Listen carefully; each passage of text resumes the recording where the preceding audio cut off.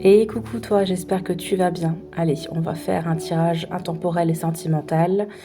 On va aller dans la tête de votre autre, voir ce qu'il pense de vous, ce qu'il ressent.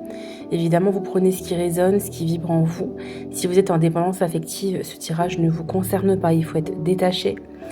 Il ne faut pas être dans une attente non plus absolue, il faut continuer votre vie. Et puis bon, si vous devez revoir cette personne, c'est qu'elle fait partie de votre chemin. Mais si vous êtes en grande dépendance, c'est pas pour vous ici ce tirage, d'accord ? Allez, on va déjà regarder la carte qui va gouverner ce tirage.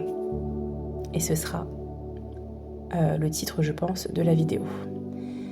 On a « Je pense à toi », les amis. Et oui, tendre pensée, c'est quelqu'un qui pense à vous. C'est quelqu'un qui pense à vous tendrement, avec les fleurs là en fond. C'est quelqu'un qui vous voit comme quelqu'un de douce, de gentil, de profonde aussi, on me dit ici. Et il pense à vous constamment.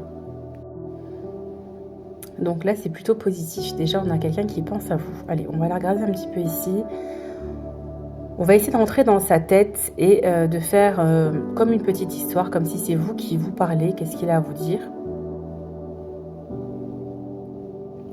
C'est parti. En tout cas, j'espère que vous allez bien en cette fin de semaine. On est déjà le 10 janvier, j'en reviens pas. Ça fait déjà 10 jours que l'année a commencé. Je ne sais pas pour vous, mais je trouve ça fou comment ça passe. Allez. Oula, on commence déjà par l'amour passionnant et par le déclic, parce que derrière, il y a le déclic qui est sorti, donc on va le prendre aussi. C'est quelqu'un qui n'arrive pas à se passer de vous, qui pense à vous tout le temps. C'est une passion qui est dévorante. Il est comme omnubilé par vous. Quoi qu'il fasse, vous êtes toujours ancré en lui. Et c'est vraiment quelque chose qui n'arrive pas. C'est comme si vous lui avez jeté un sort. C'est comme ça qu'il le ressent. Et il dit qu'il va avoir un déclic peut-être sur votre lien. Néanmoins, c'est quelqu'un ici qui souffre d'un traumatisme d'humiliation. C'est quelqu'un qui s'en veut peut-être de vous avoir fait du mal ou d'avoir fait du mal à quelqu'un. Et ça, c'est dû à son enfance. Peut-être que dans son enfance, on l'a souvent humilié. Et alors, je sais pas, c'est peut-être un enfant battu. Enfin, c'était peut-être un enfant battu ou quelqu'un qui a subi de plusieurs humiliations quand il était enfant. En tout cas, ça ressort énormément chez lui. C'est que dès qu'il fait du mal à quelqu'un, en fait, il s'en veut, mais énormément. Il n'arrive pas à gérer en fait ce qu'il ressent. Donc c'est quelqu'un qui potentiellement a été dénigré, jugé, rabaissé durant son enfance. Donc c'est pour ça qu'il a toujours cette blessure qu'il n'a pas soignée, hein, clairement. Hein. Et c'est aussi quelqu'un qui manque de confiance en elle. Hein. C'est pas quelqu'un qui peut se trouver beau ou belle. J'ai ici quelqu'un vraiment qui te dit j'ai pas du tout confiance en moi. Je suis quelqu'un quand même d'assez relativement timide avec ce que je peux ressentir. Et c'est quelqu'un qui a tendance à se mettre en retrait. Allez, on continue. Donc, je vous ai dit que je parlerais pour lui, mais finalement, ce sera un peu des deux. Allez, on va aller regarder ici.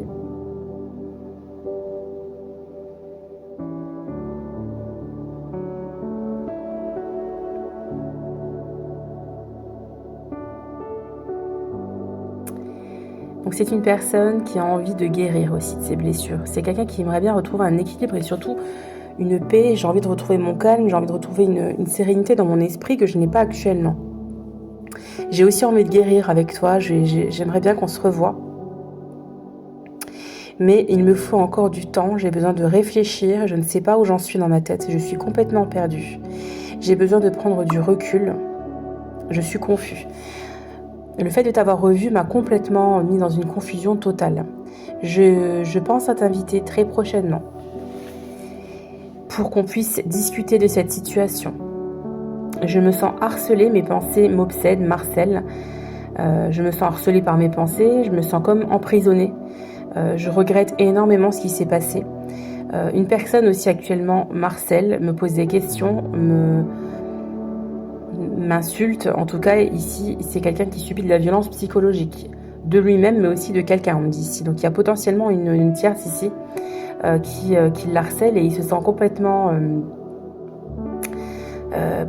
fermé avec, vous voyez, avec la petite cage là qui l'entoure et il ne sait pas comment sortir de cette situation. Et c'est potentiellement pas que cette personne qui est avec, parce qu'il vit certainement avec quelqu'un actuellement, il y a d'autres personnes autour. Il vous dit ici qu'il aimerait bien, en fait, avec vous, qu'il y ait un succès à venir. Il voudrait espérer, il continue d'espérer. Il sait qu'avec vous, c'est quelque chose de magique, c'est quelque chose de lumineux, il vous voit comme quelqu'un de lumineux.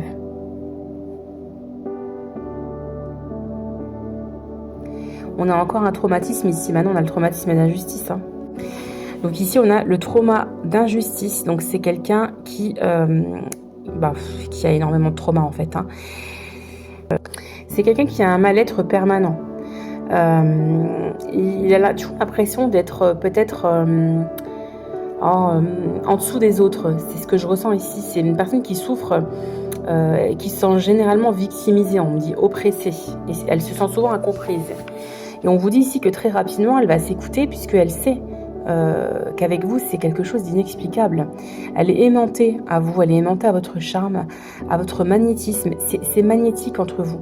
Elle voudrait vraiment transformer cette relation, elle voudrait vraiment un renouveau, elle voudrait vraiment une renaissance avec vous.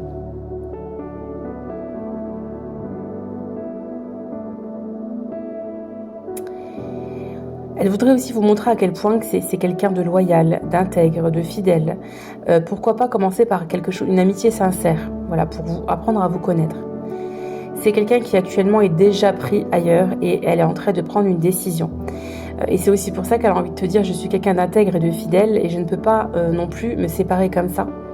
Je suis en train de prendre une décision pour me séparer. Voilà, on y arrive. De mon côté, il y a quelque chose qui s'est cassé. Je sens que c'est la fin. Et il faut que je prenne une décision. Parce que tu me manques trop. Je suis trop frustrée sans toi. Sans toi, je perds... la vie n'a plus de couleur sans toi. C'est vraiment quelqu'un ici à qui vous manquez énormément. Cette connexion lui manque. Et ce non-dialogue, c'est horrible, c'est frustrant.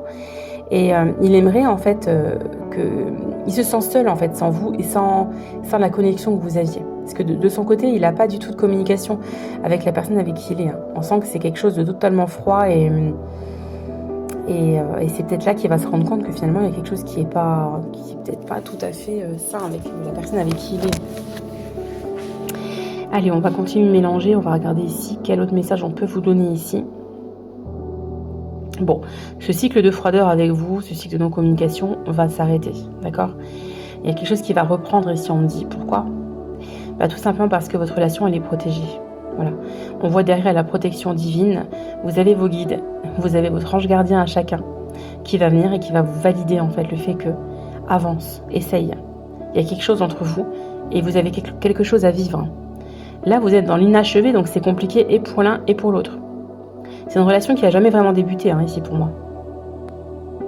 Donc si c'était un ex avec qui vous aviez une vraie relation, pour moi cette guidance elle n'est pas faite pour vous les amis. C'est quelqu'un qui voudrait s'élever avec vous, en tout cas porter cette relation à un niveau supérieur.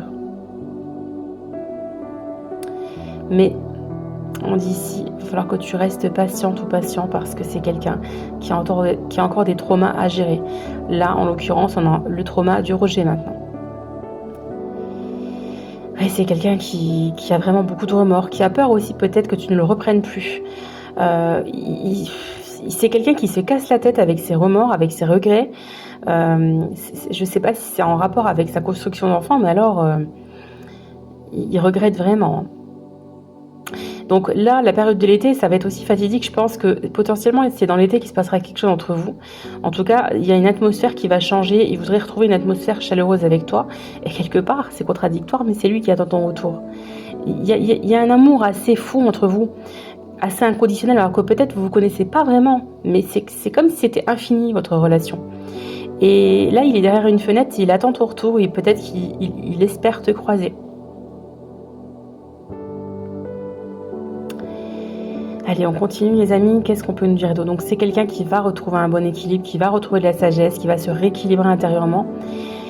Et qu'est-ce qu'on a derrière pour s'unir avec vous? En fait, quand il va retrouver cet équilibre, c'est là qu'il va vous proposer quelque chose, qui va vous proposer un pacte. Alors ça, c'est pas la carte du mariage, faut pas non plus exagérer, mais on voit deux personnes qui vont s'unir. C'est quelqu'un qui vous trouve extrêmement belle, extrêmement attirante, extrêmement féminine et glamour, mais peut-être qu'il vous a vu que comme ça. Et en fait, là, il vous dit, je voudrais un nouveau départ avec toi, et ne pas rester que sur ce physique. Et oui. Et on vous dit ici qu'il y a, c'est très rapidement qu'il va vouloir un nouveau départ, parce que on a quand même l'événement rapide derrière. Donc c'est quelqu'un qui, pour le moment, il vous dit de rester patient, et en même temps, on vous dit ici, ça va quand même aller très rapidement, cette histoire-là. En tout cas, dans le retour de communication. Et là, pour finir, on a deviens maître de ta vie. Donc ici, quelle que soit la situation, toi seul es le capitaine de ton navire. Défais-toi de tes pneus et de tes doutes et deviens plus que jamais une guerrière et une